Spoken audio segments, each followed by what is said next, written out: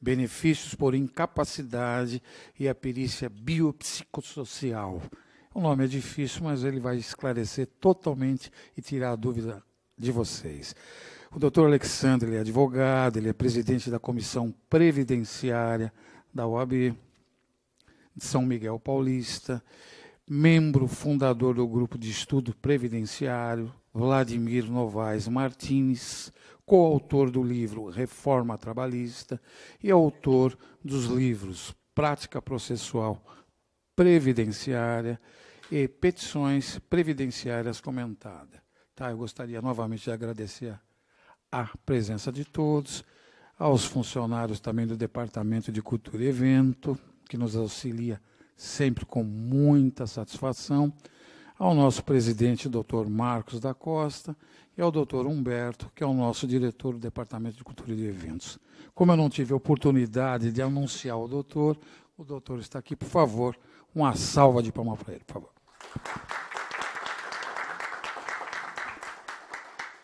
Doutor, o senhor está com a palavra, por favor. Olá, bom dia a todos. Prazer imenso de estar aqui presente. É um tema que, em época de operação pente fino do INSS, é algo que nos chama muita atenção.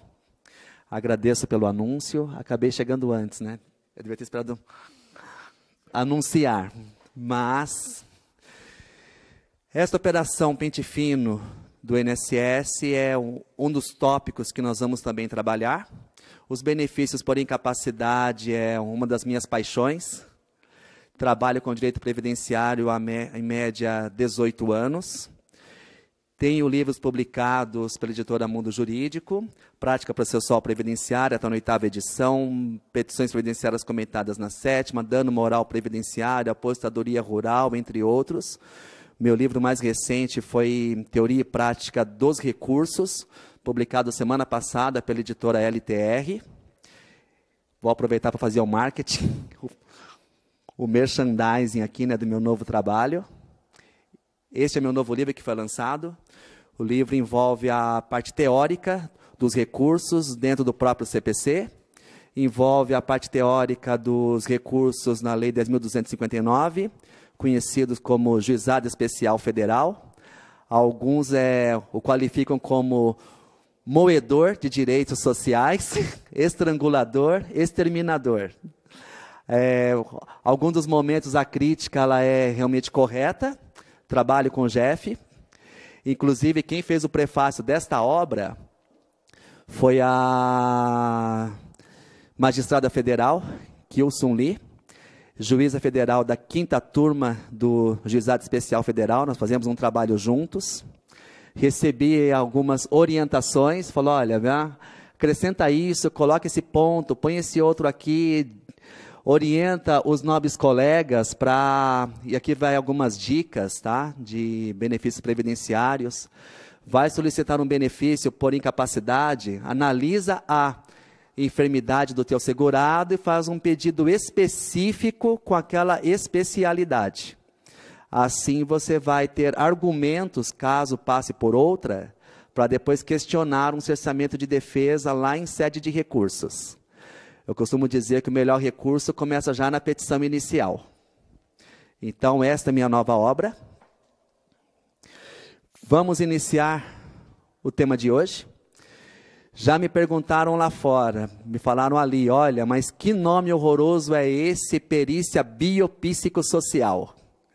Na verdade, o nome é feio, mas a função dele é muito bonita. A função dele é buscar justiça. Como eu estava explicando, eu faço parte de um grupo de estudos com juízes federais, procuradores, com advogados. E dentro desse grupo de estudos, o nosso presidente é o Vladimir Novaes Martins, um épico do direito previdenciário, mais de 120 obras jurídicas publicadas.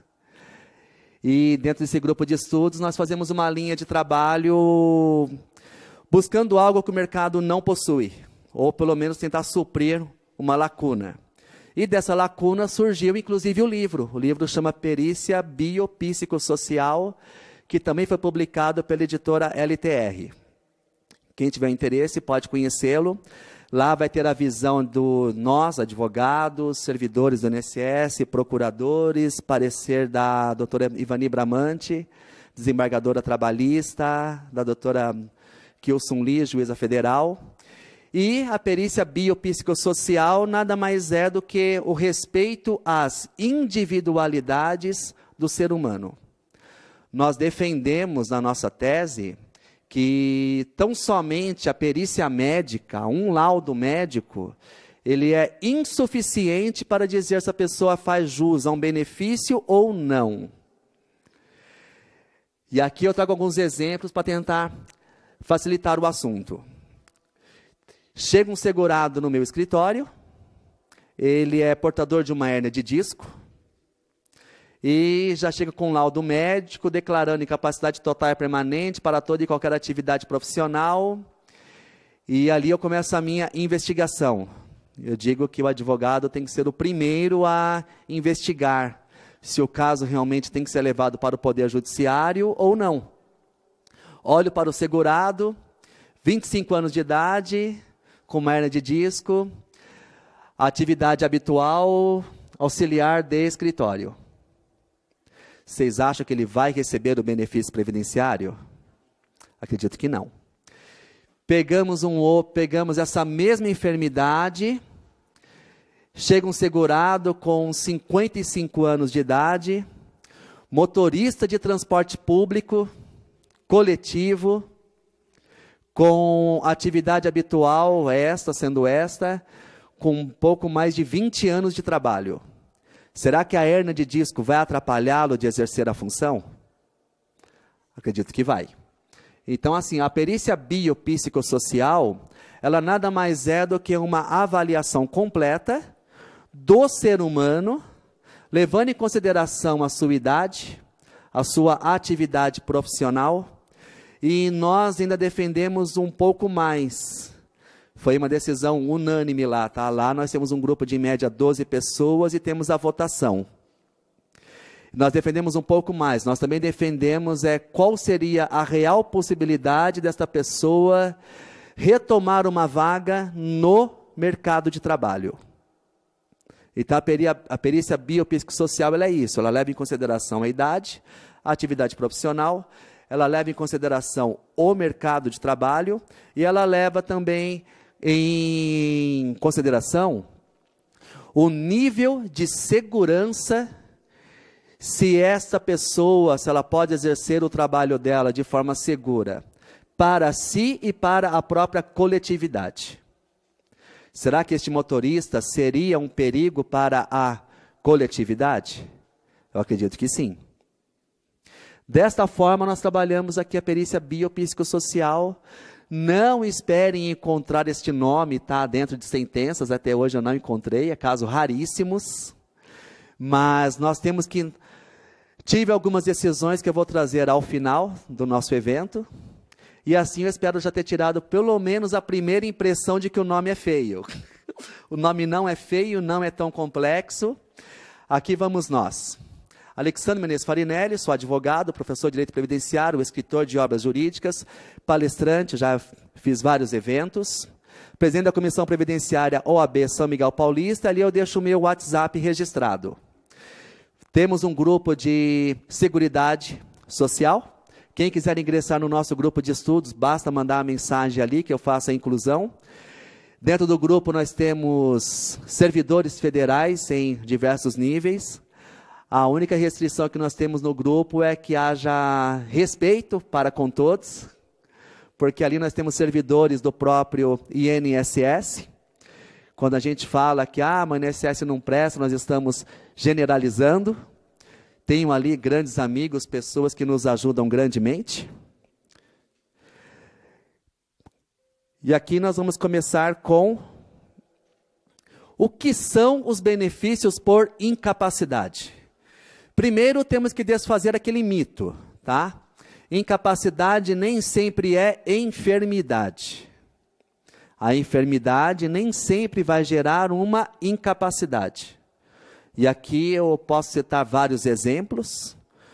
Tem uma pessoa na família, muito próxima de mim, ela faz uso de medicação na parte da manhã, uso contínuo, mas que eu não ousaria solicitar para ela benefício por incapacidade, porque é um remédio para simplesmente controlar o nível de açúcar, a glicose no sangue. Então, enfermidade nem sempre vai gerar incapacidade.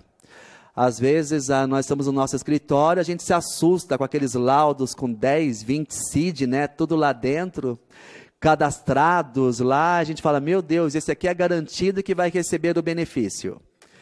E quando nós começamos a fazer uma análise lá, nós verificamos. Olha, é doença controlável, é doença que você pode fazer uso de medicação, ou até mesmo é doença que, considerando a atividade habitual, não vai te gerar benefícios.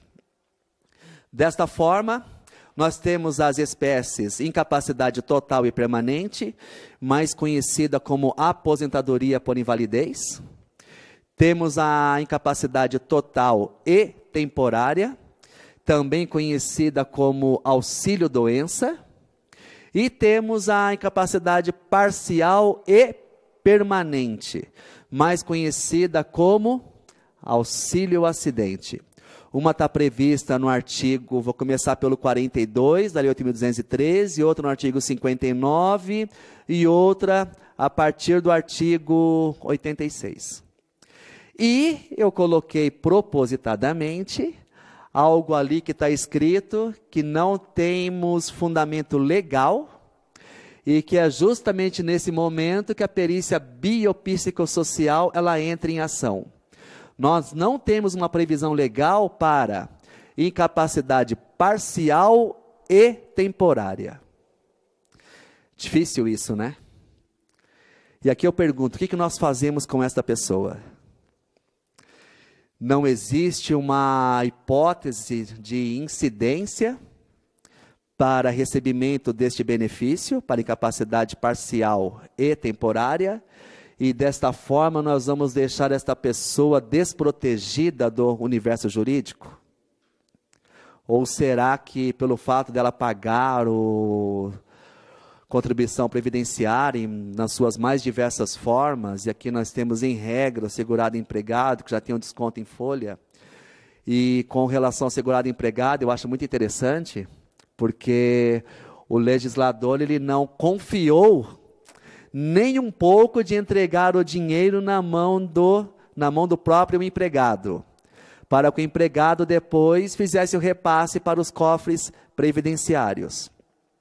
Como a grande maioria já sabe, o segurado, quando ele é empregado, ele tem a presunção do recolhimento previdenciário, justamente porque ele não põe a mão nesse dinheiro. Aparece no holerite, contribuição previdenciária, hipótese, R$200, e esse dinheiro já é descontado do próprio holerite sem que o mesmo possa pôr a mão nele. Mas quem põe a mão nele é o próprio patrão, que assume a responsabilidade tributária para efetuar este recolhimento. Isso prova o nível de confiança que o legislador tem em nós. E aqui eu pergunto, seria necessário fazer isso realmente? Nós, advogados, nós nos enquadramos, se não atuar como empregado registrado, sócio-diretor de empresa, nós nos enquadramos como contribuintes individuais do INSS.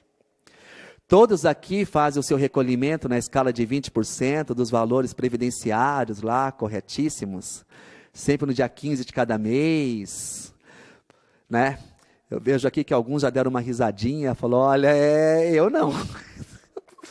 Então, e eu venho dizer para vocês que nós temos um entendimento jurisprudencial que diz o seguinte: aos contribuintes individuais, a vocês não cabe nenhuma hipótese de presunção do recolhimento previdenciário. Vocês exercem uma atividade profissional que, em regra, está no artigo 11, que obriga vocês a serem contribuintes. Caso vocês não o façam, vocês estão desprotegidos do direito previdenciário.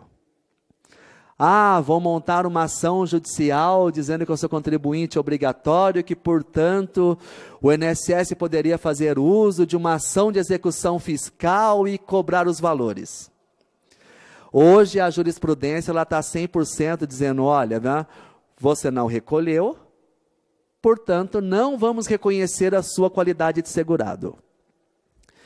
Eu sou um grande defensor dos recolhimentos previdenciários. Tá? Eu defendo que nós temos que fazer o recolhimento previdenciário. Nenhum tipo de previdência privada, nenhum tipo de previdência consegue, no caso, compor, pelo menos no básico, o que nós temos, o que a Previdência Social paga. Na Previdência Privada, em média, nós temos uma cotização até um determinado valor. Ocorre o fato gerador, chegou naquele limite, o dinheiro acabou, você não vai receber mais nada. Com o direito previdenciário, nós não temos esse limite. Tá? Então, portanto, essa questão de qualidade social, ela se sobrepõe à própria cotização. E assim eu digo que seria interessante efetuar este recolhimento. Daqui, nós já temos o primeiro início. A cena clássica, né? Querem auxílio-doença por quê? Vocês estão ótimos. É muito raro pegar um perito da Previdência Social que realmente avalie o segurado em toda a sua complexidade.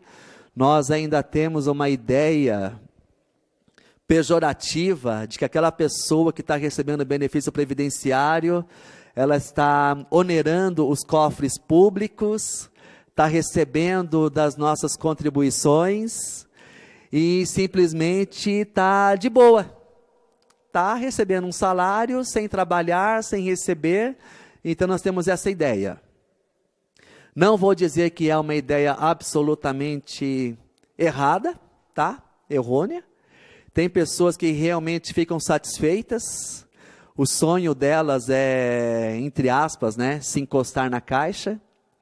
Este termo caixa, ele é relativo da década de 60 ou 70, de quando se iniciavam as caixas profissionais, tinham as categorias profissionais vinculadas às caixas, e ali nós trazemos esse termo até os dias de hoje, mas temos uma triste realidade de pessoas que realmente fariam jus a um benefício previdenciário e que não estão recebendo. Continuando aqui, nós vamos falar da legislação previdenciária.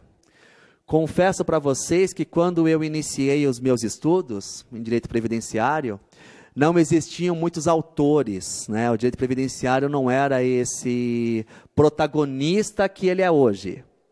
Hoje ele é protagonista. Estamos tendo uma luta muito grande para incluir o direito previdenciário na grade das universidades. Eu não fiz direito previdenciário na faculdade. Não tinha. Ele não existia. Iniciei meus estudos basicamente com sentenças de juízes. Fui buscar sentenças, fui buscar notícias de jornal. Bem na época daquele jornal Agora, começou a lançar aquelas notícias previdenciárias. E ali eu ia buscar. Até hoje ainda existe esse jornalzinho Agora, né? Eles descobriram que dá para vender milhares de jornais anunciando, olha, aposentado você tem revisão, aposentado você tem direitos. E quando muito, então, e sem contar que meus clientes me ligam, doutor, você leu o jornal Agora de hoje? E eu digo, não. O que aconteceu no jornal Agora de hoje? Não acredite piamente em notícias de jornais, tá? Mas eles me ligam para poder falar, quando não, eles chegam com o jornalzinho dentro da sacola, falam, olha, e muitas vezes eles ainda me falam, olha, doutor, vem, deixa eu abrir o meu jornal para ver se aquilo que o senhor está falando bate com o jornal. Que eu confio mais no jornal do que no meu advogado. E às vezes eu falo, olha, você quer fazer o seguinte? Pega o jornal e vai na agência da Previdência Social. Você não precisa de mim para isso. Antes de expor esta questão da aposentadoria por invalidez, os benefícios por incapacidade, quando eu estava vindo para cá, me veio algo que eu vou até colocar no meu próximo livro. Já paramos para pensar que previdência social, em muito ela se parece com um seguro privado? Muitas vezes nós olhamos para a previdência social e imaginamos que ela é uma casa-mãe. A mãe, ela ampara todos os filhos, ela cuida de todos os filhos, não importa a idade destes filhos, e ali pode-se chegar os filhos, junto com a esposa, com os filhos, com os netos, e essa mãe vai lá e ampara todos. Mas a previdência social, ela não é uma casa-mãe. A previdência social, ela é um contrato, que se difere bastante do contrato do seguro privado. Mas em determinados pontos ela é idêntica. Por quê? Ela só ampara aqueles que são os seus segurados. Segurados, gênero, ali nós temos os seus contribuintes individuais, segurados, os contribuintes facultativos, e temos os dependentes também. Mas, para poder pleitear algum tipo de benefício, tem que existir primeiro um vínculo. Caso contrário, a gente pega o termo bíblico, né? Eu te desconheço, quem é você? Para vir pleitear no benefício previdenciário. Você não tem vínculo nenhum comigo. E pode acontecer que muitos de nós, contribua para a previdência social durante 10, 15, 20, 25, 30, 35 anos, e nunca vamos fazer uso de um benefício por incapacidade. Justo ou injusto? Né? É justo. Seguro é risco. Seguro é risco. Quem já pagou seguro de carro e não fez uso? Eu já. Dá para chegar na seguradora e xingá-los, olha, mas eu paguei o seguro do meu carro o ano inteiro e não aconteceu nada, agora eu quero meu dinheiro de volta. Olha, quando você assinou o contrato, você sabia dos riscos, não sabia? Então é risco para um lado e é risco também para o outro. Por quê?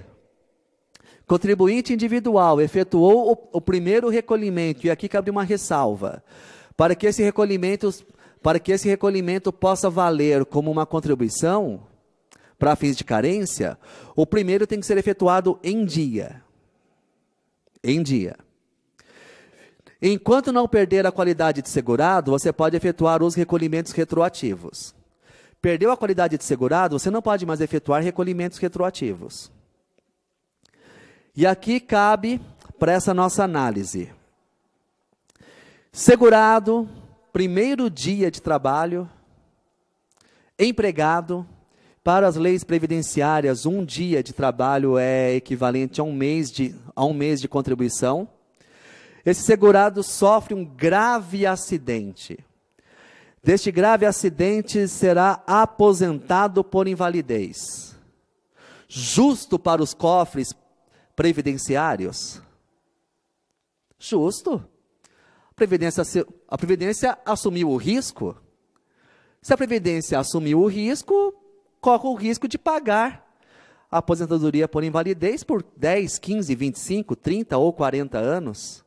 Margem de risco. Faço o seguro do meu carro. Roubam o meu carro no primeiro dia da vigência da apólice do meu seguro.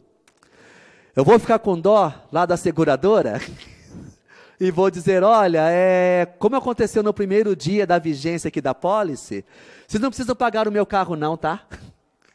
Vou deixar para vocês. Justo, margem de risco. Eu devo ter aproximadamente de 20 a 22 anos de contribuição previdenciária. Nunca recebi nenhum centavo. Justo. Justo. Não aconteceu comigo o fato gerador de nenhum dos benefícios por incapacidade. Portanto, por enquanto, eu apenas pago. Espero que, não sei se os doutores acompanharam, proposta de emenda constitucional PEC 287A, tá? Proposta de reforma da Previdência Social. Espero que eu possa fazer jus a algum benefício previdenciário. Pelo menos, né, até chegar lá, até chegar a esse ponto. Caso aconteça essa proposta de emenda, vai se mudar toda a minha previsibilidade. E aí vai se adotar idade mínima, 65 anos de idade, tempo mínimo de contribuição, pedágio, toda essa parte toda para quem já está inscrito. Não ocorrendo essa, eu tenho a previsibilidade de que, se tudo correr bem, me aposentar daqui 13 anos por tempo de contribuição. Jovem, talvez, né, para o mercado de trabalho, olha, mas ele tem apenas 55 anos de idade e vai sair do mercado de trabalho. Críticas quanto à aposentadoria por tempo de contribuição, olha, não existe nenhum fator de risco, por que ele vai sair? Fiz um atendimento ontem, previdenciário, uma contagem de tempo de contribuição. A cliente conta com 42 anos de idade, pelos meus cálculos, 29 anos e 6 meses de contribuição. Se tudo ocorrer bem, vai se aposentar daqui 6 meses. Com 43 anos e meio de idade, vai estar aposentada por tempo de contribuição. Justo? Está na lei, contribuiu os 30 anos, não ocorreu nenhum dos fatores de risco, vai se aposentar por tempo de contribuição com 43 anos de idade. Está na regra, né? Como diz o Arnaldo, né? Está na regra? A regra é clara. Cumprir os requisitos, vai se aposentar sim. E se ocorrer o fato gerador dos benefícios por incapacidade? Tem que levar em consideração a idade da pessoa? Tem que levar em consideração mercado de trabalho? Tem que levar em consideração a possibilidade desta pessoa conquistar uma vaga no mercado de trabalho novamente? Aqui entra a perícia biopsicossocial. Conceito de aposentadoria por invalidez. Artigo 42, Lei 8.213. A aposentadoria por invalidez, uma vez cumprida, quando for o caso, a carência é exigida, e ali eu coloquei em negrito, propositadamente, aqueles que conhecem as minhas obras, aqueles que conhecem meus livros, sabem que eu dou um imenso valor à lei. Aqueles que fazem curso de qualificação jurídica comigo, sabem que eu entrego a lei. Vejo ali um nobre colega meu, um ex-estagiário, hoje advogado. Superou o trauma já, doutor Rogério? Superou o trauma já, né? Num dos primeiros dias de trabalho comigo, pedi para fazer uma determinada peça, automaticamente já fui no Google, modelinho de peça. A lei, Google não. Código seco, lei seca, doutrina. Eu quero saber o que é que você vai estudar. Eu quero saber para que você vai usar isso aqui. E eu quero saber como que você vai utilizar. Não deve ter ficado traumatizado, porque continuou comigo até hoje. Tirou umas férias de alguns anos, né? Para ver se fazia um tratamento psiquiátrico, psicológico lá, mas depois voltou. Então eu dou imenso valor à lei. Eu ainda sou e digo, olha, a lei é a melhor fonte de consulta. Antes de pesquisar uma doutrina, antes de pesquisar alguma coisa, vai na lei primeiro. Então o meu material é voltado pela lei. Uma vez cumprida, quando for o caso, a carência exigida. Vamos lá. A aposentadoria por invalidez possui carência? Me fizeram essa pergunta agora há pouco, né, doutor?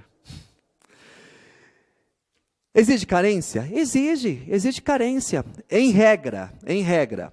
Quando a gente vai lá por volta do artigo 25 e 26 da Lei 8.213, nós encontramos lá, carência para receber a aposentadoria por invalidez. 12 meses. 12 contribuições. Quer dizer, então, no caso que eu estou falando de um fato imprevisto, de que eventualmente eu posso ficar impossibilitado, posso ficar inválido para o exercício de qualquer atividade, e mesmo assim ainda existe carência. Mesmo assim, ainda exige carência. Confesso para vocês que essa é uma redação da lei que eu sou contra. Se eu for fazer um seguro do meu carro, e tiver uma cláusula no meu seguro, olha, você começa a pagar o seguro do seu carro, mas o seu carro só pode ser roubado depois de 6 meses. Você só pode bater o carro depois de 6 meses. Você só pode fazer algo com o seu carro depois de 6 meses. Eu vou dizer, tá. Cadê aqui o critério da imprevisibilidade? A aposentadoria por invalidez não pode conter também este critério? Pode. Mas está escrito na lei que existe esta carência. Então, em regra, 12 meses.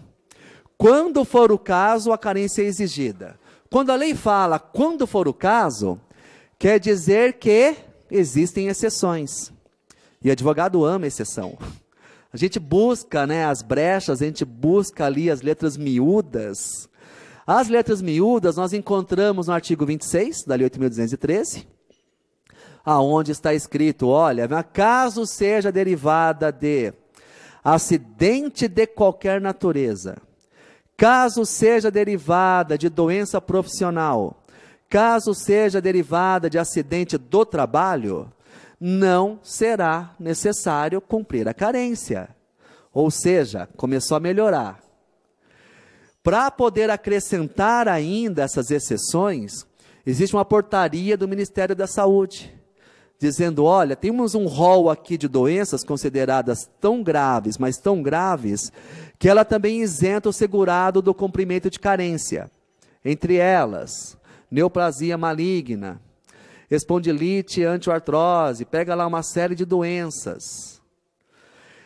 Eu, Alexandre Farinelli, em minhas obras e meus livros, conjunto com uma parte da jurisprudência, eu defendo que esse rol não é taxativo, esse rol é meramente exemplificativo. Por quê? A medicina pode me dizer o que é doença extremamente grave? Sendo que estão surgindo novas doenças e novas enfermidades a cada momento? A medicina não é capaz de dizer. Então, essas novas epidemias, essas novas enfermidades, eu também encaixo como graves o suficiente. E boa parte da doutrina e da jurisprudência entende da mesma forma, dizendo, olha, a doença é grave, mesmo que não estando prevista no rol, tem que ser considerada doença grave o suficiente para isentar de carência. E aqui eu pergunto, todos têm uma portaria dessa impressa lá na mesa para poder consultar? É argumento nosso de defesa. Nós temos que ter uma dessa lá na mesa. Eu tenho na minha mesa a Lei 8.213 impressa, tenho o Decreto 3.048 impresso, e também mandei imprimir a Instrução Normativa 77. Deixo lá, impressos. Advogado previdenciário não pode abrir mão disso por nada. Lembrando que a Instrução Normativa 77, para os servidores do INSS, ela é alto escalão. Se sobressai a Constituição Federal. Não adianta chegar lá para eles, olha, mas a Constituição diz aqui no artigo 5º, inciso tal 35, que é direito adquirida. Doutor, eu não conheço nada de Constituição e Constituição não manda em mim. O que manda em mim é a IEN. Ele está errado? Não. Por quê? Se ele descumprir a Constituição, provavelmente não vai sofrer sanção nenhuma. Mas se ele descumprir a IEN, a gerência executiva, o pessoal superior ao cargo dele pode abrir um PAD, abre um processo administrativo disciplinar porque descumpriu uma IEN. Então ele prefere, doutor, faça o que o senhor entender de direito, mas eu não vou descumprir uma IEN por nada. E ali ele garante a função, garante o emprego, garante o cargo dele. Desta forma, primeira parte já foi. A aposentadoria por invalidez, carência, em regra, 12 meses, exceções. lista do Ministério da Saúde: acidente do trabalho, doença profissional, acidente de qualquer natureza. Quando nós falamos em acidente de qualquer natureza, eu não trouxe o conceito aqui nos slides, tá? Mas está no artigo 30 do decreto 3.048. Entende-se acidente de qualquer natureza como todo e qualquer evento que possa acontecer com o ser humano, de origem biológica, traumática, ou qualquer um. E aqui eu vou trazer um exemplo do meu escritório. Determinado segurado estava jogando bola no final de semana. Uma jogada mais ríspida, um lance lá, ele rompeu o ligamento cruzado posterior do joelho, lá aquela parte toda lá de medicina. Ficou em média 6 meses recebendo auxílio-doença. Depois eu ainda solicitei para ele ainda um auxílio-acidente. O auxílio-acidente foi julgado pelo Juizado Especial Federal. Ah, mas o auxílio-acidente não é acidente do trabalho? Depende. Quando ele for decorrente de acidentes de qualquer natureza, a competência vai para a Justiça Federal e não para a Justiça Estadual. Está recebendo auxílio-acidente até hoje. Cabe discutir se ele cumpriu carência ou não? Não. Por quê? Foi um acidente de qualquer natureza. Portanto, desnecessário discutir carência. Será devida ao segurado? Parou aqui de novo. Dá para perceber como que um único artigo de lei é muito rico, quando a gente para a gente meditar nele? E é por este ponto que em alguns momentos eu pego os meus funcionários, os meus amigos, né, e falo: olha, vamos ler a lei, vamos ver o que você enxerga dentro dela.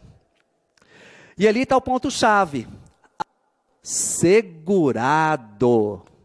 Ali não está escrito que será concedida aposentadoria por invalidez a toda e qualquer pessoa, a todo e qualquer ser humano.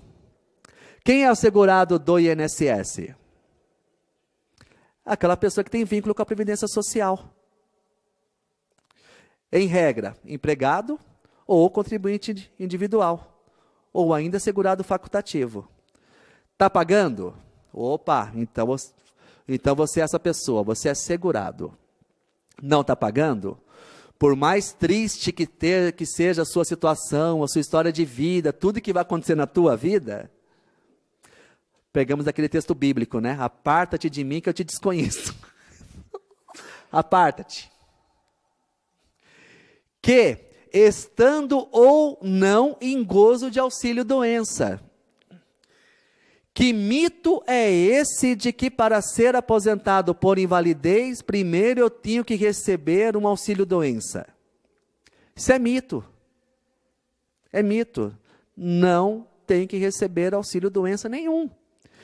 Estando presentes todos os requisitos para uma aposentadoria por invalidez, concede-se aposentadoria por invalidez, sendo desnecessário passar primeiro pelo auxílio-doença. For considerado incapaz e insusceptível de reabilitação. O INSS pode olhar para nós e dizer: olha, você tem um caso grave realmente, analisando aqui, sua enfermidade é grave, estou vendo aqui que a sua atividade profissional é uma atividade profissional extremamente técnica, mas eu não vou te aposentar por invalidez. Pô, mas por quê? Você pode passar por um processo de reabilitação profissional. Você pode ser reabilitado. Eu posso tirar você desta função. Para essa função realmente você está inválido hoje, mas posso te colocar numa outra. Não precisa ser necessariamente nem mesmo tão nobre quanto essa que você tem. Posso te pôr em qualquer outra. Para isso você vai fazer um processo de reabilitação. Vamos te encaixar. Exemplo,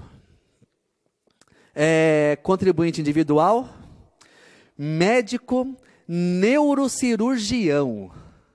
Pô, o cara ralou pra caramba para estudar, né? Ralou para estudar demais. E esse neurocirurgião, em razão de uma enfermidade que infelizmente também é neurológica, perdeu parte do controle das mãos. Você entregaria seu cérebro para esse cirurgião pegar um bisturi e tirar lá um pedacinho? Se você souber que ele tem essa enfermidade, não, né? Entretanto, esse neurocirurgião tem menos de 40 anos de idade, alto grau de, no caso, instrução. Previdência Social pode querer colocá-lo para fazer um curso em informática, em fazer um curso, colocá-lo, adaptá-lo para uma outra função. E vai dizer, olha, você não pode mais fazer cirurgias, mas você pode continuar trabalhando como professor de medicina, tão alto é o teu nível de especialização. Pode? Pode. Pode. Terá que ser aposentado por invalidez? Provavelmente não. Aí nós vamos entrar com a perícia biopsicossocial. Qual é a sua idade? Ah, tenho 62 anos de idade. Tem facilidade com computador? Não, não tenho facilidade nenhuma com computador. Tenho facilidade com bisturis. Com tesoura, com instrumentos altamente cortantes, esse tipo de coisa. Outra coisa ainda, tá? As minhas cirurgias são todas feitas através de robótica. Tem que ter uma sensibilidade perfeita e fantástica para poder operar aquele instrumento ali. Vamos analisar? Vai ser aposentado por invalidez com 40 anos de idade? Dificilmente. Com 62? Talvez seria mais fácil. Existe uma probabilidade muito maior de ser aposentado por invalidez com 62. Responde para o perito, olha, sou uma pessoa extremamente tímida, não sei falar em público, tenho dificuldade vocal ainda. Não adianta querer me falar que eu vou ser professor, porque não dou aula não. Dá para adquirir capacidade vocal? Dá. Dá para fazer um curso de oratória aí, né? Se é uma pessoa mais desinibida? Também dá. Dá para colocá-la nesse curso com 60 e tantos anos de idade e ainda querer exigir que ele se sobressaia? Talvez não. Então, vamos analisar a perícia biopsicossocial nesse caso. O procedimento de reabilitação, o segurado não tem opção de dizer se quer fazer ou não. A gente vai aqui a partir do artigo 89 da Lei 8.213. Não tem opção de dizer se vai fazer ou não. Eu tive um estagiário que ele era reabilitado. Trabalhou numa empresa. Dentro dessa empresa sofreu um acidente do trabalho. Lesão do joelho, permanente, calcanhar, pino, âncora, uma série de coisas lá, colocou tudo. Ele anda com dificuldade. Colocaram ele para fazer curso de informática. Colocaram ele para fazer curso de auxiliar de escritório. E depois de 17 cirurgias, uma série de coisas, né? Deram para ele certificado de reabilitado, mas negaram para ele a concessão do auxílio acidente. Com 17 cirurgias, declararam que ele ia ser reabilitado, deram certificado de conclusão do curso, mas não ia receber o auxílio acidente. Só na esfera judicial. Consegui para ele o benefício na esfera judicial. Com 37 anos de idade, consegui para ele a aposentadoria por invalidez? Não. Só para poder dificultar um pouquinho mais a vida dele. Quando ele fez a perícia médica junto ao Poder Judiciário, 4º ano da faculdade de Direito. Ia ser aposentado por invalidez? Não.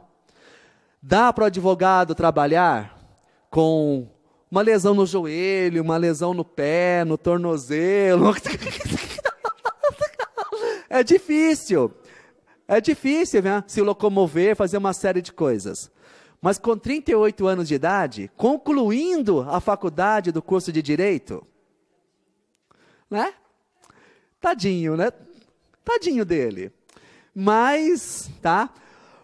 Para tirar esse ar de tadinho, hoje ele está formado em Direito, tá, gente? E como todo advogado, vai ficar milionário com a profissão. Assim foi o que me diziam os meus professores. Não cheguei nesse estágio ainda. Portanto, a reabilitação é um procedimento obrigatório. O que não é obrigatório é procedimento cirúrgico e transfusão de sangue.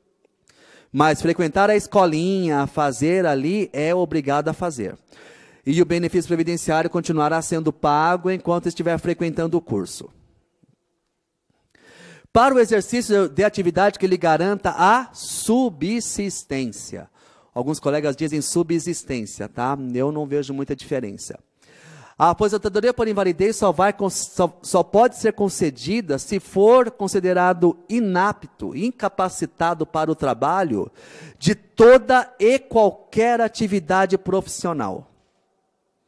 Vai ser considerada a atividade que você pratica habitualmente? Vai. Olha, doutor, eu sou professor. Com esse nó na garganta, eu não consigo falar, como que eu vou dar aula?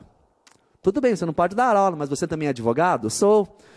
Para você fazer as suas petições, você precisa da voz? Doutor, olha, para ser sincero, eu tenho lá um programa na minha máquina que, como eu cato muito milho lá no teclado, eu prefiro digitar e ali eu faço. Olha, você não vai ser aposentado por invalidez porque já existe curso de informática onde você pode melhorar os seus dedos, tá? Então você vai fazer um cursinho de informática e vai poder continuar trabalhando. Ou seja, a aposentadoria por invalidez, ela vai levar em consideração tão somente a incapacidade total para o exercício de qualquer atividade que te garanta o teu sustento. Mas olha, eu sou um médico cirurgião, meu salário é de 40 mil reais mensais. Aonde eu vou conseguir um emprego que eu possa ganhar esse dinheiro de novo? Doutora, a Previdência Social, ela não tem essa finalidade de manter os seus status profissionais, de manter os seus status de vida. Tá? Quer manter seus status profissionais? Vá fazer um outro tipo de seguro, fazer um seguro privado, um seguro que possa te manter este nível de renda financeira. A Previdência Social não tem essa finalidade. Então, está apto a qualquer exercício de trabalho, vai fazer qualquer outro trabalho.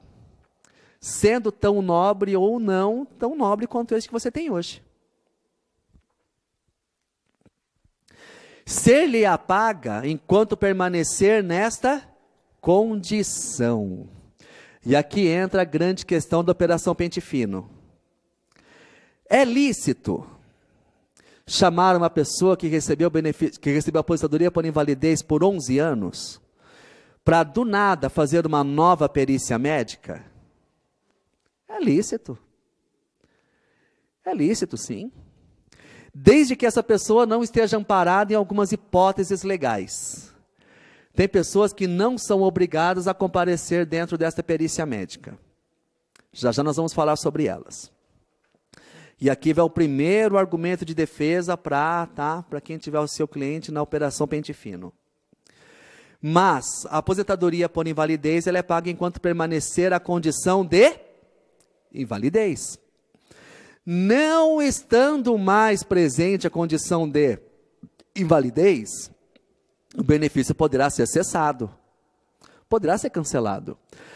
A medicina, ela evolui para um lado, podemos viver mais, podemos ter mais qualidade de vida, entretanto, fica mais difícil de conseguir benefício previdenciário.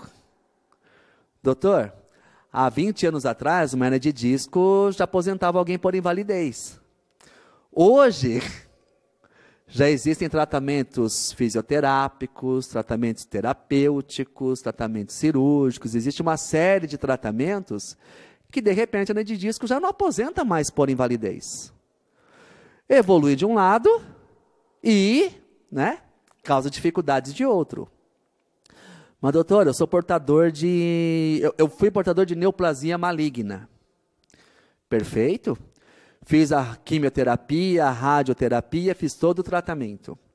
Enquanto o tratamento médico te incapacitava de exercer qualquer atividade profissional, você poderia receber benefício previdenciário.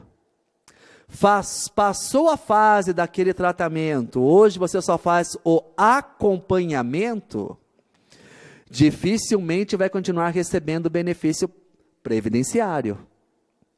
Decisão unânime já dos próprios tribunais. Ah, sou portador do vírus HIV. Enquanto o vírus estiver incubado, enquanto o vírus estiver lá, né, controlado com aquele coquetel de medicamentos, provavelmente você não vai receber benefício previdenciário. Pô, mas eu entrei com um monte aí judicial. Eu também. Vai servir como alento, tá, gente? Vai servir como alento. Quem puder anotar, anota, ou o vídeo, acho que vai ficar disponível depois, né? O vídeo vai ficar disponibilizado também para consulta aos colegas. Súmulas, enunciados 77, enunciados 78 da Turma Nacional de Uniformização de Jurisprudência. TNU 77, TNU 78. O que está escrito lá dentro? Em se tratando de doenças estigmatizantes,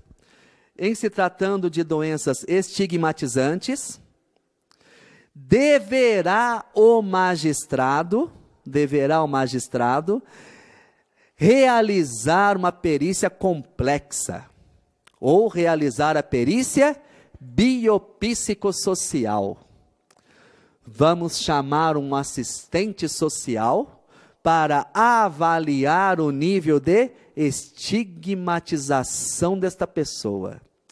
Será que o mercado de trabalho recebe de bons braços esse tipo de pessoa? Será que numa entrevista simplesmente vai lá e anuncia, olha, sou portador? Na Justiça do Trabalho, nós encontramos diversas decisões, olha, fui demitido da empresa quando descobriram que eu era portador do vírus HIV. E aqui nós estamos diante de uma incapacidade social. Dá para entender como é importante isso? A própria lei não fala disso. Mas dentro dos grupos de estudos que nós temos lá, nós tratamos desse tema. Incapacidade social. Inclusive, para quem pegar a súmula de inteiro teor, vai verificar que a proposta de aprovação da súmula foi de uma magistrada daqui de São Paulo, Kilson Lee, 5ª turma recursal daqui do estado de São Paulo, que fez o prefácio do meu livro. Ela é uma apaixonada pelos direitos sociais. E aqui já vai a dica, tá, gente? Quem fizer seu recurso previdenciário, torce para cair na 5ª turma. A composição é extremamente social, conheço os 3 magistrados que estão lá. Alguém aqui, se não fez ainda, faça o curso do professor Omar Chamon. Faça o curso do Omar Chamon, ele é fantástico. E, desta forma, nós vemos que se ele apaga permanecendo nesta condição. Justo. Não estando mais existindo a condição de incapacidade, se ele há cancelado o benefício. Mas temos algumas exceções ali que chegaremos até o final do nosso tema de hoje. Diferenciação do auxílio-doença para a aposentadoria por invalidez. Primeira diferenciação, intensidade da incapacidade. Primeira diferenciação. Para o auxílio-doença, basta ter uma incapacidade total, mas temporária. O que é isso? é ter uma previsibilidade de que vai recuperar a capacidade de trabalho. Olha, eu presumo que depois de uns 6 meses você vai recuperar a sua capacidade de trabalho. Presumo que 8 meses, 10 meses, 1 ano, 2 anos. Ultrapassando o grau de previsibilidade de 24 meses, eu já a denomino como permanente. Passou de 2 anos, eu a denomino permanente. Ah, mas você faz isso com base no quê? Com base no conceito de LOAS. O que é a deficiência? Incapacidade com prazo superior a 24 meses, incapacidade com prazo superior a 2 anos. E aqui eu vou trazer uma dica para vocês, quem puder, tá? Dá uma pesquisada depois no conceito de CIF. Conceito de incapacidade funcional. Pesquisa CIF. Alguém já fez uso do Manual de Perícias Médicas Previdenciárias? É gratuito, gente. É gratuito. Joga um Google. Vai no Dr. Google, joga o link. Fala, ó, Manual de Perícias Médicas Previdenciárias. Tá? Vai lá e encontra. Gratuitamente baixa o Manual de Perícias Médicas Previdenciárias. E ali nós vamos encontrar a classificação internacional de funcionalidades. E fiquem felizes. O Manual de Perícias Médicas Previdenciárias, formulado pelo próprio INSS, está atualizado até o ano de 2018. Pega, baixa, se possível, faça a impressão dele, manda encadernar e deixa na tua mesa. Porque tem muita coisa legal ali. Muita coisa legal mesmo. E o mais legal é que é de graça. Gratuito, dá para pegar esse material. Primeira diferenciação, intensidade da incapacidade. Segunda diferenciação, o auxílio-doença, vamos lá, será devido ao segurado que, havendo cumprido, quando for o caso, o período de carência exigido nesta lei. Carência é idêntica à aposentadoria por invalidez, tanto para o auxílio-doença. Para o seu trabalho ou para a sua atividade habitual. Aqui está a grande jogada.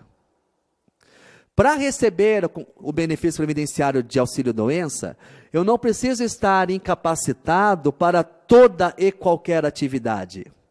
Eu só preciso estar incapacitado para a minha, que é aquela que eu habitualmente faço, que é aquela que eu habitualmente realizo. E aqui vai uma dica minha. Está fazendo a sua petição inicial? Abre um tópico na sua petição inicial da atividade profissional do autor. O autor trabalha como motorista de transporte coletivo. Se colocar no estado de São Paulo, então, vai agravar mais ainda o quadro. Abre o tópico e coloca. Por quê? Para o auxílio-doença ser concedido ou não, o magistrado vai ter que avaliar a atividade habitual. O perito vai ter que avaliar qual é a atividade habitual. Legal, né, formular os quesitos nesta linha? Formula o quesito. Senhor perito, considerando a atividade profissional do autor, motorista de transporte público coletivo, e isso é um caso real meu, tá? Isso é um caso real meu. Considerando que o autor possui formigamento no pé direito, em razão de uma amputação traumática, diabetes, considerando que o pé direito é essencial para acelerar o veículo, ele pode trabalhar como motorista de transporte coletivo? Acelerar e frear. Pasmem com a resposta. O perito disse, pode. Pode, pode sim. Na minha impugnação, e aí de vez em quando, né, nós temos que ser um pouquinho, né, mal educados, mas com toda leveza,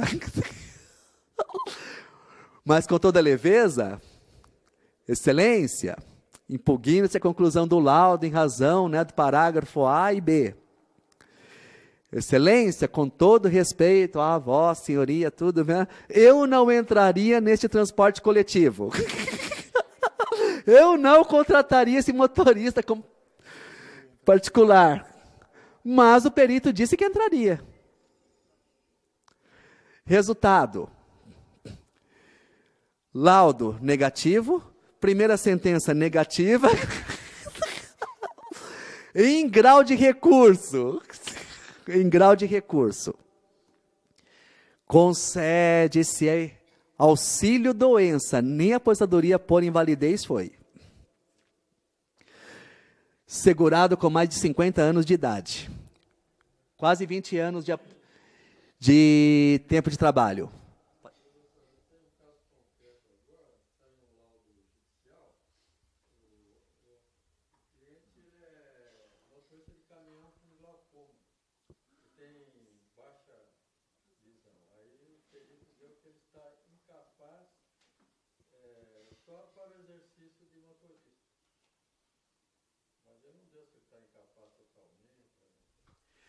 Perícia biopsicossocial, vamos avaliar a idade do motorista, vamos avaliar a atividade dele profissional, por quanto tempo ele faz, vamos avaliar a possibilidade dele no mercado de trabalho, conseguir uma outra vaga compatível. Difícil, né?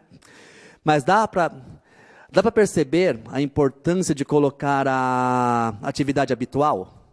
É em cima dela que nós vamos trabalhar a perícia biopsicossocial. Foi participar de um curso de direito previdenciário com uma magistrada federal, e a magistrada pegou num certo ponto, né, como a gente se conhecia já, ela falei, Nelly, por favor, leva lá para a comissão, porque, viu? Chega para mim, petição inicial, qualificação do autor, desempregado. Benefício por incapacidade para um desempregado.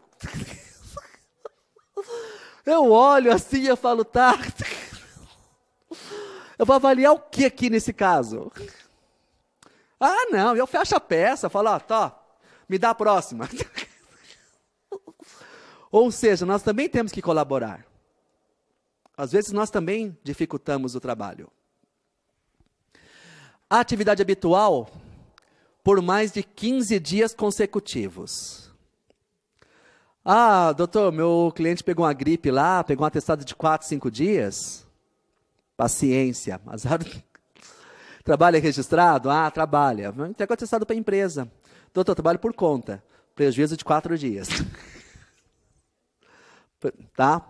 Só vai se acionar a Previdência Social depois do 15º. Tá? Então, incapacidade de curto prazo nessa questão, estou olhando ali para o meu colega, e a gente conversa muito sobre isso. Se possível, tá? Coloque dentro das suas petições iniciais, CBO, Código Brasileiro de Ocupações. Coloca, vai lá, coloca, olha, né? Para o exercício profissional da atividade aqui, tudo, tá? Este é o Código Brasileiro de Ocupações. Uma das nossas críticas ao modelo de perícias médicas é: conhece o perito médico todos os requisitos necessários para a execução de um trabalho de forma segura? Fui fazer um atendimento, o cliente me falou, olha, doutor, eu sou marcheteiro. Falei, marcheteiro, falei, maravilhoso. O que você mais precisa para poder trabalhar? Me esclarece o termo. E eu fui no Google depois para poder saber, tá? Eu não sabia. Sugiro que façam o mesmo que eu depois, tá? Que eu não vou trazer o conceito também, não. Desta forma, nós temos que verificar que a atividade habitual, ela é 90% da nossa perícia biopsicossocial. E o auxílio-doença não tem que levar em consideração se a pessoa pode exercer toda e qualquer atividade profissional. Exemplo aqui desse nosso colega. O doutor trouxe o exemplo aqui. É motorista do quê? Caminhão. Qual é a atividade dele profissional? Caminhoneiro. Será que é importante para um caminhoneiro ter uma visão binocular? Será que é? Se eu estiver com o meu carrinho do lado de um caminhão, e a visão dele, a perda dele visual for justamente do lado que eu estou, para mim vai ser muito importante. Vou dizer, meu Deus, o caminhoneiro está me vendo. Se ele jogar para a esquerda ali, ou para a direita, bem do lado que eu estou, vai ser importante.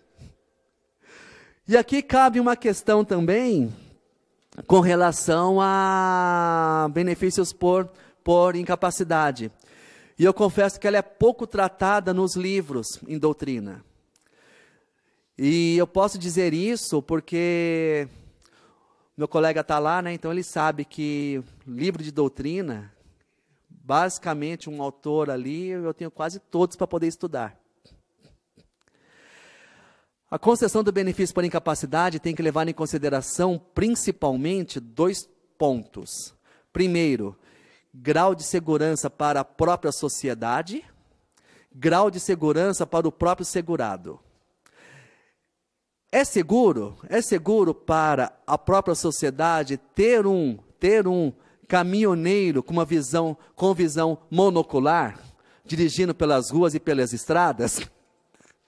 Ele pode ultrapassar um ônibus, um caminhão, qualquer coisa aí pela frente, gente. Que acidente grave essa pessoa pode causar?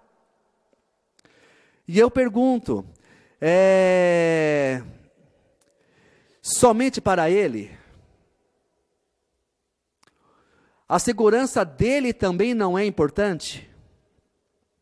Nós não temos direito, na Constituição Federal não está escrito que nós temos direito a um ambiente do trabalho seguro para si? E essa pessoa pega e vai exercer a profissão dele para garantir o sustento. Profissão muito nobre, por sinal, né? Nós vimos aí que os caminhoneiros pararam uns dias, o caos que deu no Brasil. E aqui ainda eu faço uma pergunta. Digamos que não seja caminhoneiro, digamos que ele trabalhe exclusivamente numa máquina.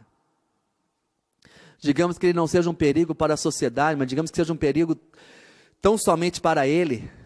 Ele também não tem que ser afastado do trabalho para que ele não sofra nenhum tipo de acidente naquela máquina. O exercício do trabalho tem que ser realizado de forma segura para a própria coletividade e também para si mesmo. Estes foram os argumentos que eu consegui reverter aquela decisão na turma recursal. E olha que eu ainda consegui vencer só por 2-1. Nem foi um 3-0. Mas eu já adianto que o professor Omar Chamon, ele votou a favor, tá?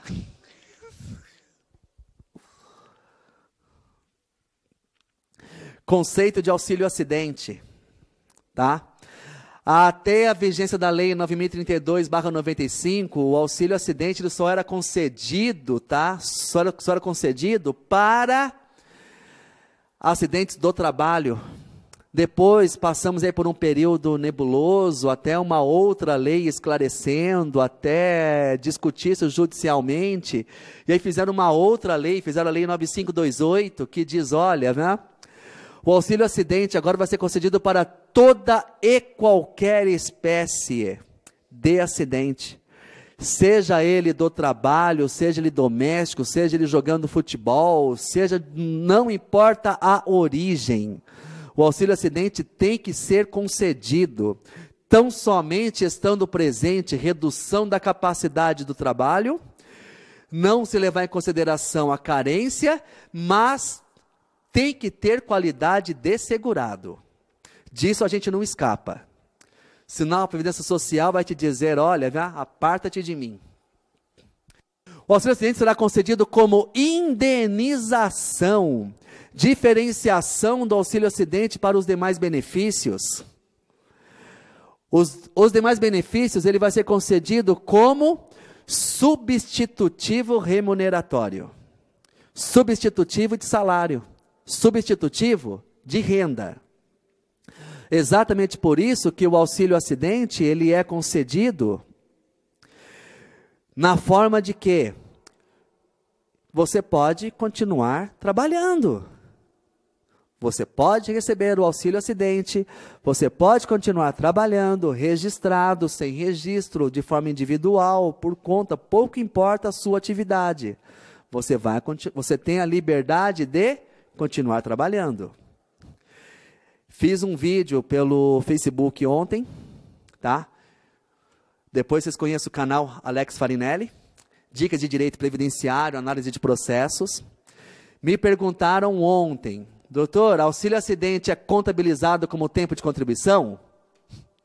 Não. Auxílio acidente não é contabilizado como tempo de contribuição, porque a finalidade dele é tão somente indenizatória. Ah, mas e aquele outro? Aquele outro se chama acidente do trabalho. A partir do artigo 20 da Lei 8.213, o auxílio doença acidentário, aquele sim é contabilizado como tempo de contribuição. Este aqui não. Por quê? Caráter indenizatório. Analisando a lei, após consolidação das lesões decorrentes de acidente de qualquer natureza, por que só pode ser concedido após a consolidação das lesões? Porque, em tese, antes da consolidação das lesões, a pessoa vai estar recebendo auxílio doença. Por isso que não pode conceder o auxílio acidente.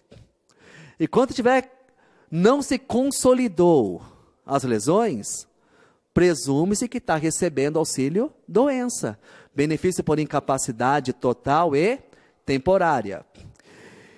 Depois que se consolidou, vai se analisar se resultaram sequelas.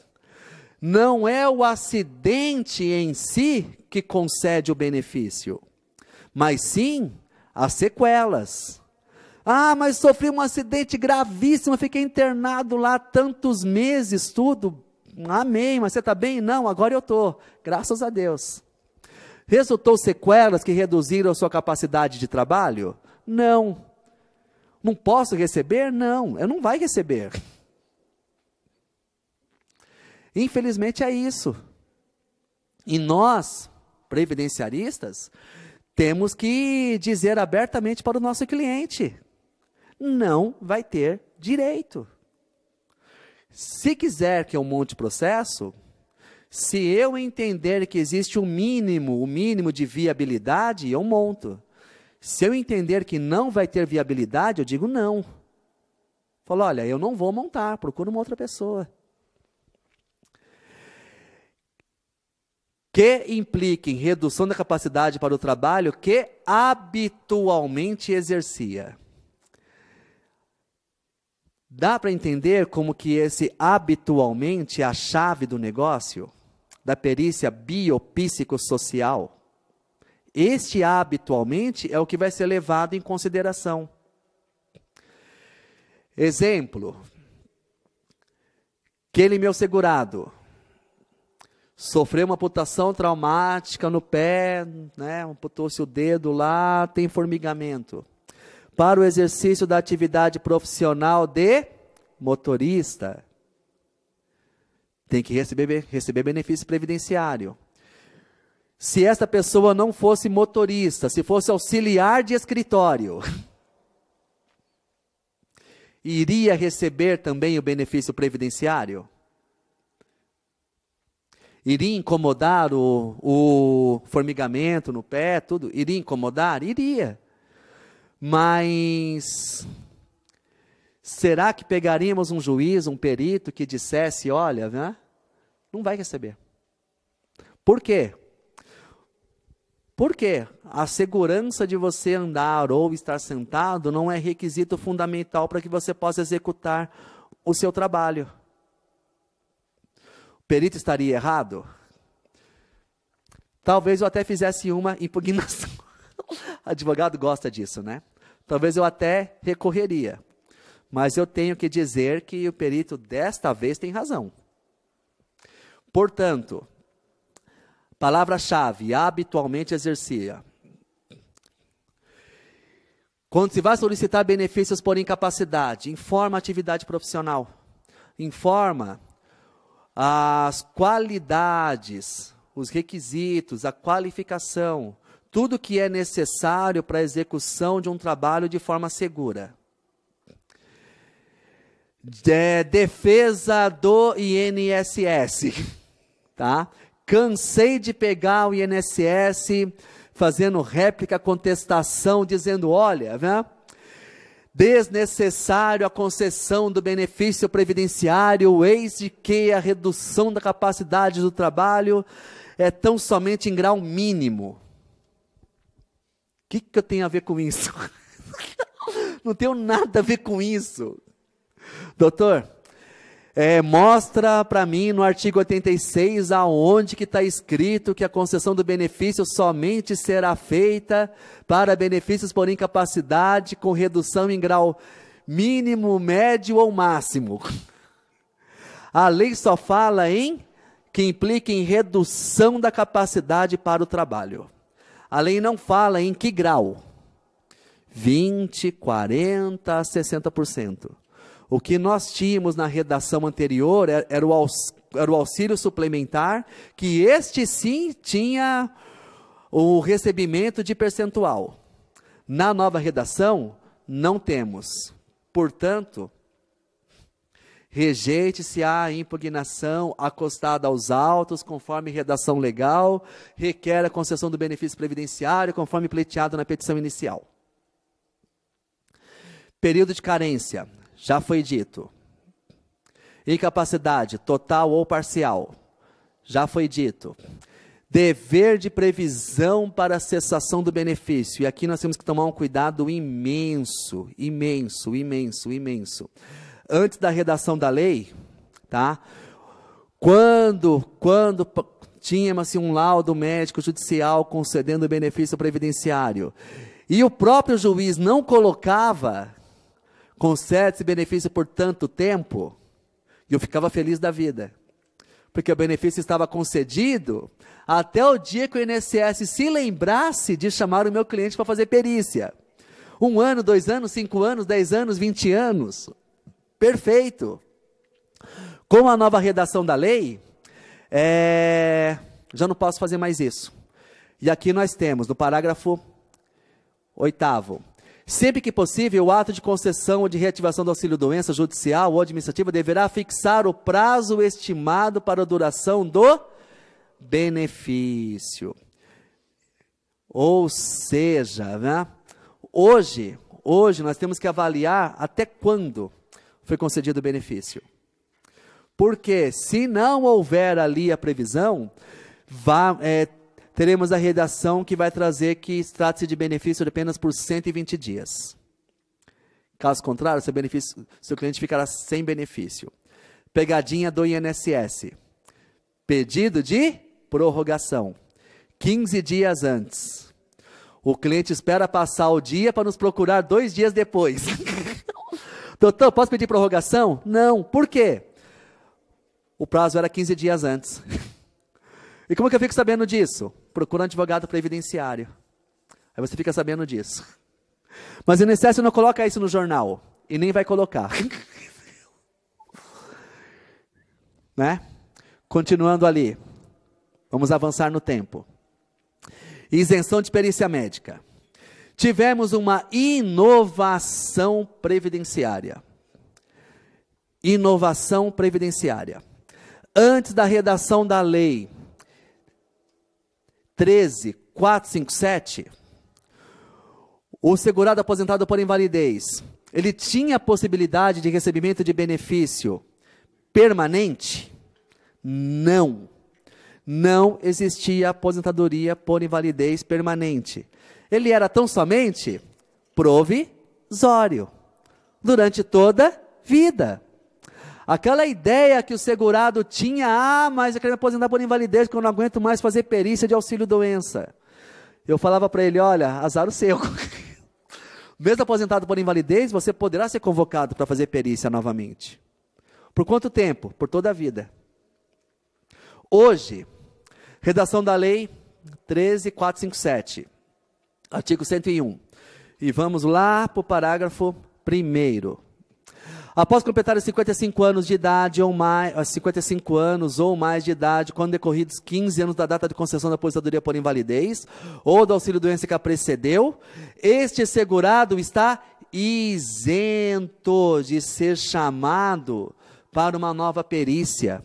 Direito adquirido à aposentadoria por invalidez, artigo 5º da Constituição Federal. A aposentadoria por invalidez passa a ser incorporada ao meu patrimônio jurídico. Requisitos cumulativos: 55 anos de idade, mais de 15 recebendo benefício por incapacidade. Portanto, estou aposentado por invalidez por 10 anos. Beleza, tá, mas tem quanto? Recebeu auxílio-doença antes? Recebi sim, recebi mais 5. Opa, então você está aqui. Você está isento de perícia. Direito adquirido. Se o INSS te convocar, você dá um cartão vermelho para o INSS. Fala, meu amigo, você chamou a pessoa errada. E comparece no dia só com o texto da lei, tá? Só para chegar no perito, vem fazer perícia? Não. Eu só vim dizer que eu não tenho obrigação de fazer perícia. Sério? Sério? Por quê? Porque eu estou amparado aqui.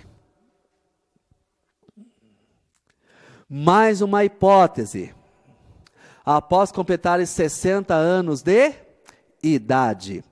E aqui eu pergunto para vocês, quando o requisito for tão somente idade, aposentadoria por invalidez, tem tempo mínimo de recebimento? Se a lei não fala, não sou eu que vou acrescentar. Mas olha, doutor, eu estou aposentado por invalidez tem 30 dias. Tem 60 anos de idade? Sorte sua. Você está liberado de fazer nova perícia. Quando a lei não fala de requisitos, eu não acrescento. Mas doutor, e se vier um decreto dizendo que é 60 anos de idade mais 5 de contribuição? Direito adquirido. E aí nós vamos fazer o quê? Como todo advogado previdenciarista é craque em direito administrativo também, o advogado ele vai invocar: Excelência, estamos diante de um caso de exorbitação de direito administrativo. Sério? Por quê? Segundo Maria Zélia da Silva de Pietro, segundo Eli Lopes Meireles, a função do decreto é tão somente regulamentar o texto de lei, não podendo sair dele nem mesmo por 1 milímetro. Se a lei não coloca requisito de tempo de contribuição, não pode vir decreto, não pode vir instrução normativa, não pode vir norma nenhuma acrescentando aquilo que a lei não impôs. Legal isso, né?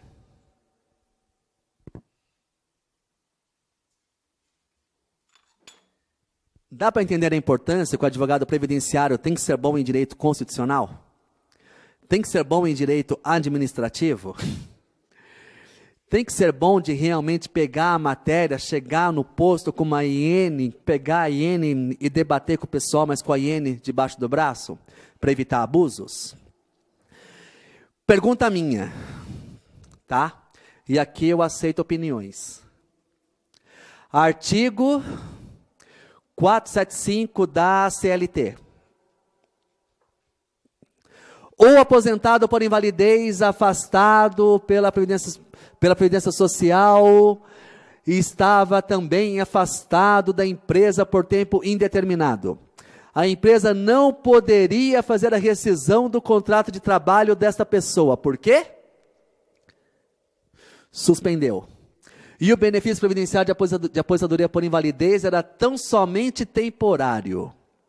A partir do momento que vem uma lei, transforma o benefício por invalidez em direito adquirido, trazendo vitaliciedade para este segurado, a empresa pode chamar este segurado e fazer a rescisão dele do contrato de trabalho? Sim ou não?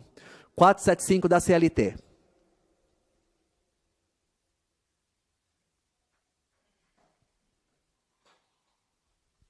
Interessante, né?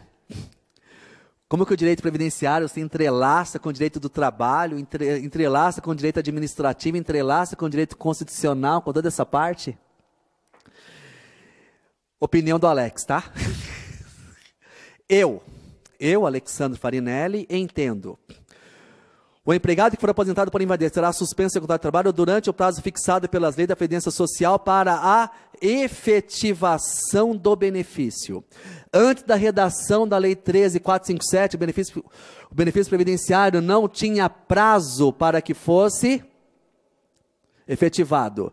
Vindo uma lei que cria prazo para efetivação do benefício, cabe, este empregado possui o direito de procurar a empresa, solicitar a rescisão do seu contrato de trabalho, recebimento de eventuais verbas rescisórias a que haja direito. Férias proporcionais, 13º proporcional, tudo aquilo que ele teria direito naquele prazo. Portanto, não existe mais esta possibilidade, recuperando o empregado a capacidade de trabalho e sendo a aposentadoria cancelada, se lhe há de segurado o direito à função ocupável ao cargo da aposentadoria. Este segurado, tendo o benefício previdenciário garantido como direito adquirido, vai lá e pede a rescisão. Eventualmente pode receber verbas rescisórias. Ah, mas ele foi aposentado por invalidez e a empresa também tinha cláusula de seguro de aposentadoria por invalidez. Leva o laudo médico da Previdência Social, apresenta para a empresa e peça também o seguro. Interessante isso, né? E mais um alerta jurisprudencial. Tá? Não está na lei, jurisprudência. O fato do contrato de trabalho estar suspenso não suspende e também não interrompe o prazo prescricional para a ação trabalhista. Todo empregado sabe disso? Não. TST acabou de declarar isso. Eu considero injusto. Quer dizer, então, que o empregado aposentado por invalidez, no primeiro ano de trabalho, no primeiro ano de benefícios, tem que montar um processo contra a empresa, caso queira receber verbas rescisórias? Tem. Porque se esperar passar o prazo de 2 anos, o TST diz que ele não vai poder pleitear nada. Cacetada, né? No trabalhador.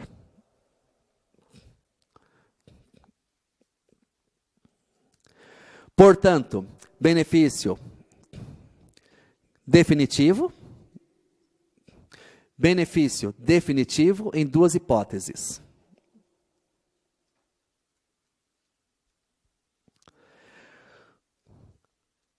A perícia complexa, a perícia biopsicossocial, ela até possui previsão legal no Código de Processo Civil.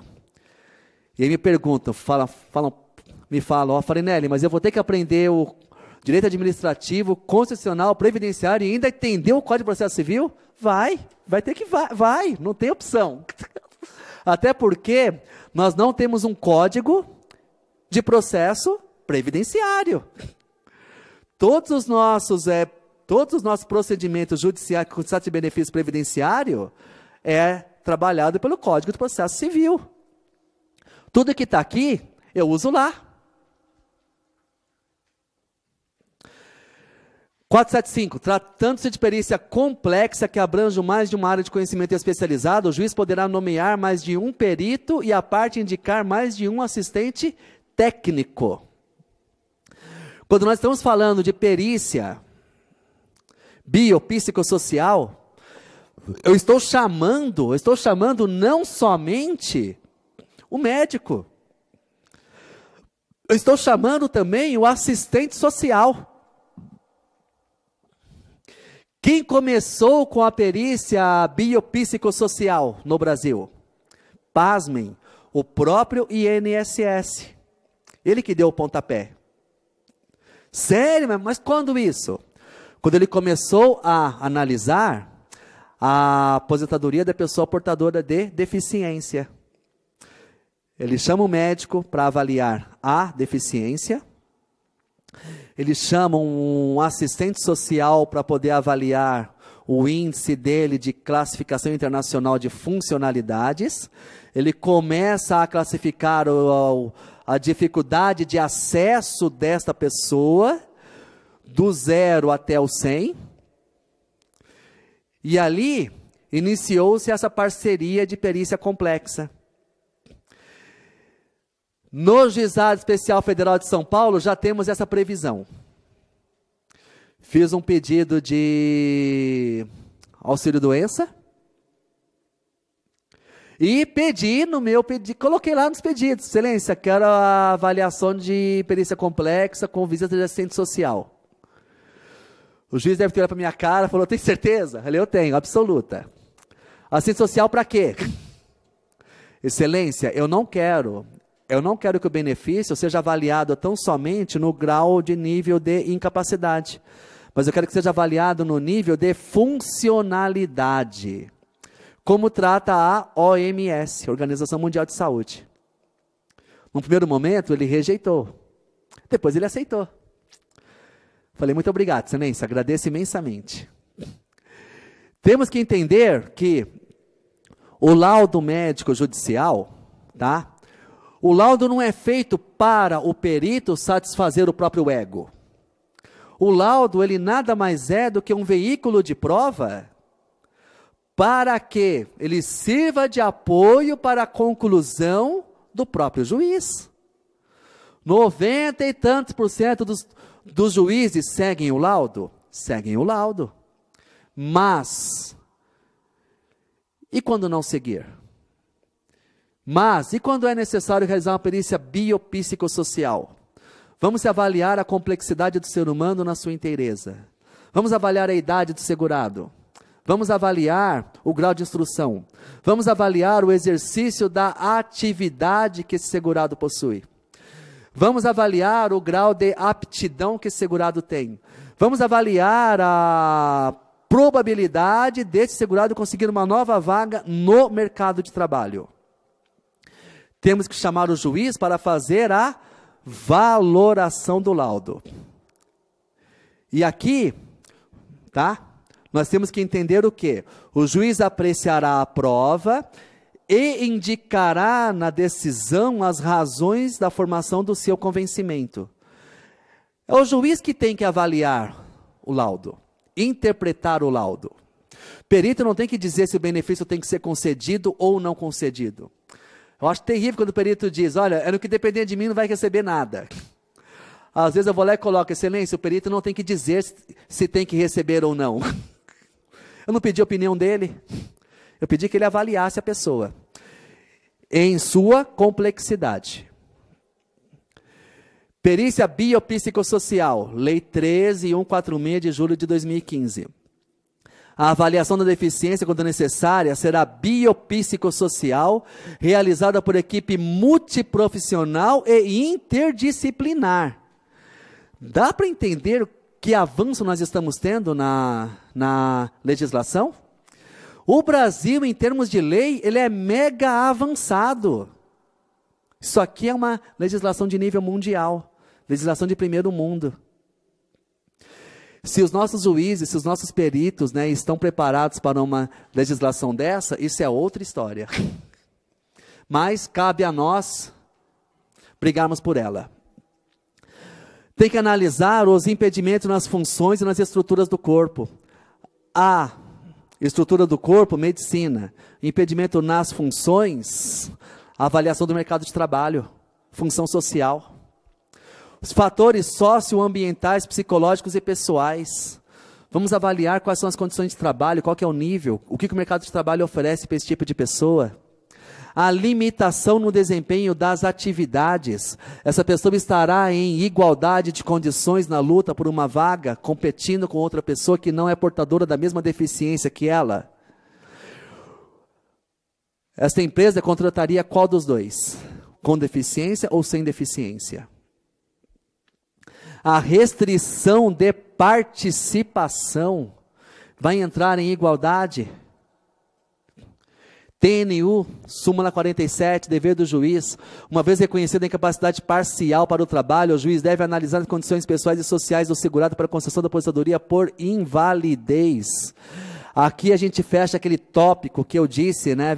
Nós não temos uma previsão legal para quando o laudo diz incapacidade parcial e temporária. Não existe lei definindo benefício para isso.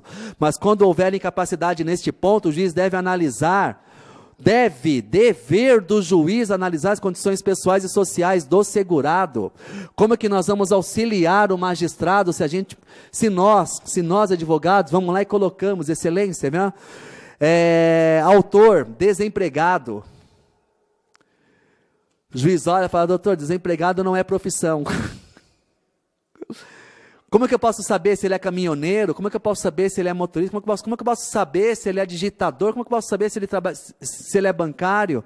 Como é que eu posso saber se ele é professor? Como é que eu posso saber que tipo de atividade ele tem? Me ajuda para poder conceder um benefício para você. Então aqui nós temos que também auxiliar. Súmula TNU 78, incapacidade social. Não estamos falando de pessoa que é portadora de uma incapacidade física, porque fisicamente falando a pessoa é tão apta quanto nós, mas a estigmatização, é portador do HIV, é portador de uma outra enfermidade. Tem um caso lá no meu escritório também, doenças de pele, lúpus eritomatose. Será que eu colocaria na minha, e aqui eu digo será que eu colocaria na minha, na recepção do meu escritório, uma pessoa portadora de lúpus eritomatose, com a pele cheia de caroço, toda empelotada aqui direitinho?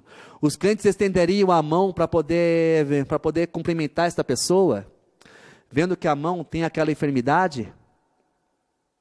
Estigma social. Incapacidade social também tem que ser avaliada. Comprovado que o requerente de benefício é portador do vírus HIV, cabe ao julgador verificar as condições pessoais, sociais, econômicas e culturais. Como nós estamos hoje preparados culturalmente para esse tipo de pessoa? Como o mercado de trabalho recepciona esse tipo de pessoa? De forma a analisar a incapacidade em sentido amplo, em face da elevada estigmatização social da doença. Será que nós, advogados, intérpretes da lei, estamos aqui trabalhando simplesmente com a letra fria da lei, sabendo que tem aquele provérbio latino, ubi societas, ibi ius, aonde existe a sociedade, existe o direito? O direito só existe para servir a própria sociedade. Não é a sociedade que tem que existir para o direito. Não é a sociedade que tem que servir para nós. Mas é nós, operadores do direito, que temos que servir a sociedade. E aqui eu pergunto, qualificação é importante? Contribuição dos nossos, e aqui eu vou te chamá-los amigavelmente, carinhosamente de colegas. Contribuição dos nossos colegas, procuradores gerais da República, que normalmente defendem o INSS. Contribuição deles, Súmula da Advocacia Geral da União. Será concedido auxílio-doença ao segurado considerado temporariamente incapaz para o trabalho ou a sua atividade habitual de forma total ou parcial. Nós não temos leis garantindo reconhecimento do benefício por incapacidade parcial, mas a AGU tem súmula nesse sentido. Eles estão mais favoráveis que nós. Dá para entender? Atendido aos demais requisitos legais, entendendo por incapacidade parcial aquela que permita sua reabilitação para outras atividades laborais. Coloque isso aqui nas suas peças, é extremamente importante. Manutenção da qualidade de segurado. Para a concessão de benefício por incapacidade, não ser considerada a perda da qualidade de segurado decorrente da própria moléstia incapacitante. A pessoa portadora de uma incapacidade, e a partir dali ela deixou de contribuir para o INSS, mas ela só deixou de contribuir quando teve a incapacidade. Portanto, peça-se na perícia judicial, excelência, dê para mim a data de início da incapacidade. Se a incapacidade já era existente, antes da perda da qualidade de segurado, eu quero que o benefício seja concedido. Consegui uma pensão por morte com base nisso daqui. Processo lindo. Modelo biomédico, perícia biopsicossocial, tá? E aqui, como sempre, tá? Região do Sul. Região do Sul. Lógico, né? Direito de igualdade, capacidade laboral, benefício por incapacidade, auxílio-doença, aposentadoria por invalidez, modelo biomédico, social e integrado, biopsicossocial da incapacidade. A correta interpretação das normas constitucionais e legais exige a concretização do conceito jurídico de incapacidade laboral, tal como impossibilidade de desempenho das funções específicas, atividade ou ocupação, resultante da interação entre doenças ou acidentes, barreiras presentes no contexto social. Nós temos que analisar os impedimentos de natureza física, mental, intelectual ou sensorial, comprometendo o sustento. Não há possibilidade de considerar que um diagnóstico biomédico por si só conclua pela incapacidade. Tem que ver do Sul, né? Se não for do Sul, não chega no Brasil nunca. Faça o seu pedido de perícia biopsicossocial na petição inicial, porque depois você vai ter argumentos para pedir, inclusive, uma nulidade de sentença. No meu pedido de auxílio-doença, eu pedi perícia biopsicossocial, eu pedi avaliação de assistente social, não me foi me dado, juíza não me deu a oportunidade. Eu peço nulidade de sentença e ainda alego o cerceamento de defesa. Ali o código do CBO. Aqui, finalizo a palestra de hoje. Agradeço imensamente pela atenção concedida a todos e aproveito para informar, tá, que estarei ministrando num curso, não somente de 1 hora, tá, mas é um curso das 9 até as 16 horas, Operação Pente Fino e Defesa Administrativa e Judicial. Estaremos ali trabalhando os benefícios por incapacidade em 2 módulos. Trarei toda a teoria dos benefícios por incapacidade e ainda vamos redigir a peça judicial juntos. Vamos redigir uma petição inicial. Todos são convidados para poder participar do curso, tá? Dúvidas, pode me chamar pelo meu WhatsApp, que eu deixei registrado. Aqueles que conhecerem podem fazer as inscrições pelo IAPE, www.iape.com.br, Instituto dos Advogados Previdenciários. O curso vai ser aqui na Rua Doutor César, né, número 530, auditório mezanino, bairro Santana. Portanto, benefícios por incapacidade, teoria e prática. Vamos redigir a petição juntos. Dúvidas, pode me chamar pelo WhatsApp. Este é o meu novo livro, lançado, Teoria e Prática dos Recursos. Até aqui, agradeço imensamente a atenção de todos. Fico muito feliz com esta oportunidade. Teremos aí alguns minutos para dúvidas, para bate-papo. Em nome da Ordem dos Advogados do Brasil, Secção São Paulo, eu gostaria de agradecer ao doutor Alexandro Menezes pela forma tão objetiva, clara e super descontraída, né? E agradecer também ao Departamento de Cultura e Eventos por mais uma brilhante palestra, principalmente para advogados previdenciários.